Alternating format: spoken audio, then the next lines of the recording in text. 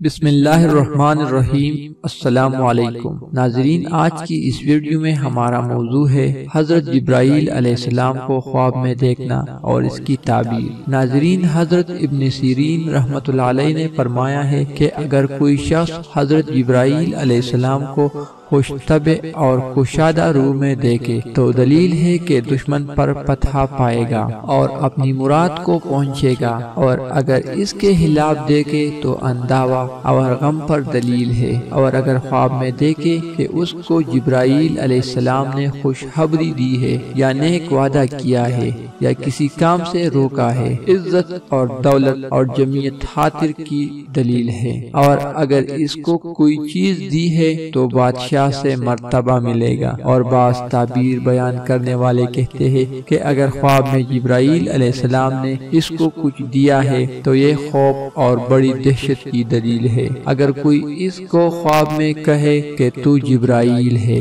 تو یہ دلیل ہے کہ سہندان فصیح ہوگا اور مراد پائے گا اور با امانت اور با دیانت مشہور ہوگا۔ ناظرین، امید کرتا ہوں کہ آپ کو یہ ویڈیو پسند آئی ہوگی۔ اگر ویڈیو پسند آئی ہوگی تو اس ویڈیو کو لائک کریں اور اپنے دوستوں کے ساتھ شیئر ضرور کریں۔ شکریہ۔